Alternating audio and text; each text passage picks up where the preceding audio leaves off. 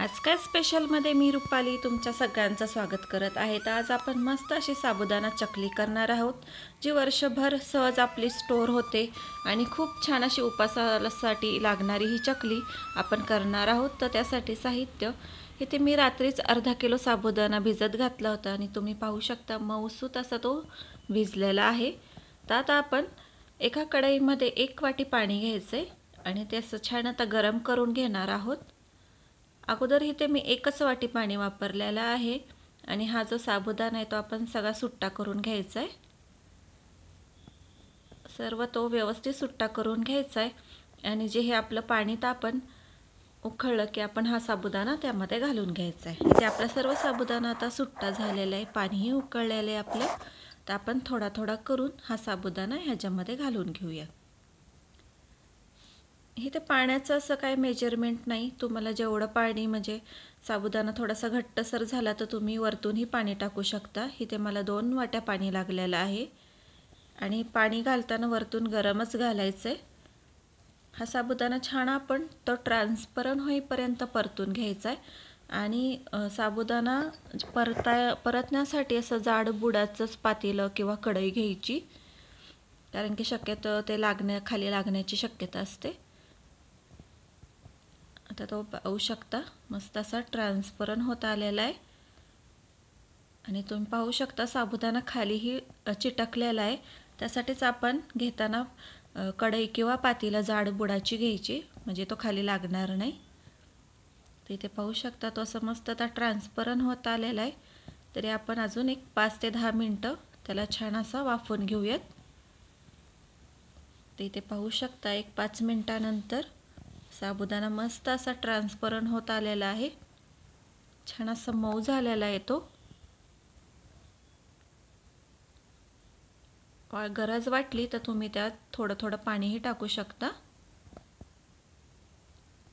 इथे मला फक्त 2 वाट्या पाणी लागलेलं आहे. आता इथे पहा आपला पूर्ण साबुदाणा ट्रान्सफर झालेला आहे. इथे मी 1 किलो बटाटे उकडून घेतलेत. आता आपण ते खिसणीने खिसून घ्यायचेत, नाहीतर तुमच्याकडे मॅशर असेल तर तुम्ही मॅशरने इथे क्रश करू शकता. आता इथे मी सर्व हा जो बटाटा आहे तो खिसून घेणार आहे, म्हणजे त्यात जे गाठी वगैरे राहणार नाही आणि आपल्याला चकली करताना त्याच्यामुळे त्रास होत नाही. इथे माझा सर्व बटाटा आता मी खिसून घेतलेला आहे आणि आपला साबुदाणाही थोडासा थंड झाला आहे. आता आपण हे सर्व ह्यात बटाट्याच्या मिश्रणात हा साबुदाणा घालून घेऊयात. पहा मस्त असा ट्रान्सपरंट झाला आहे आणि थोडासा मी थंड करून घेतला आहे.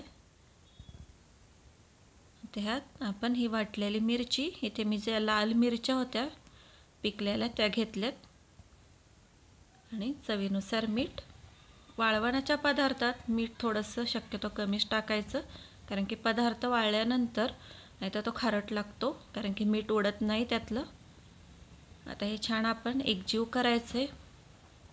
मळताना छान असं ते मळून घ्यायचं आहे छान, म्हणजे सर्वकडे आपला बटाटा साबुदाणा व्यवस्थित हे झाला पाहिजे.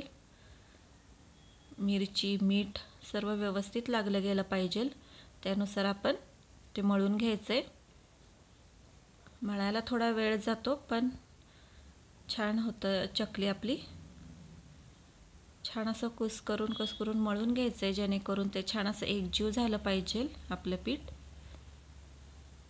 तुम्ही पाहू शकता साबुदाणा मस्त असा हलका झालेला आहे, लगेच बटाट्यात तो मिक्स होतोय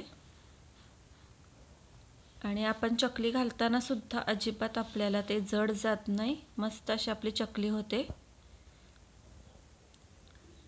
आपण शिजवताना साबुदाण्याच्या गाठी झालेल्या असतात, त्याच्यामुळे मळताना थोडासा त्याला छान त्या गाठी मोडून घ्यायच्यात, बटाटा सगळीकडे लागेन असंच ते मळून घ्यायचं आहे.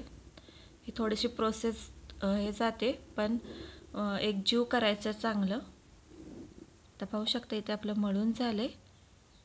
आता आपण इथे सोऱ्या घेतला आहे, कागद टाकून घेतला आहे, खाली एक बेडशीट टाकली आणि त्याच्यावरती कागद टाकला आहे. तर एका चमच्याने आपण हे मिश्रण सोऱ्यात भरून घ्यायचं आहे. चमचा वापरायचा शक्यतो, म्हणजे आपला हातही भरत नाही आणि आपल्या सोऱ्याही भरत नाही आणि चकली घालायलाही सोपं पडतं. नाही तर हात आणि सोऱ्या चिकट झालं की मग चकली घालायशीच वाटत नाही. त्यासाठी चमचाच वापरायचा शक्यतो. आणि पाहू शकता मस्त असं आपलं पडते चकली. अशा प्रकारे सर्व छोट्या छोट्या चकल्या आपण घालून घ्यायच्यात. खूप मोठ्याही नाही घालायच्या, कारण की मग ते वाळायला थोडासा वेळ जातो. मस्त असं आपण चकली घालून घेऊयात. आणि मस्त असं सकाळचं कोवळं ऊन पडलेलं आहे.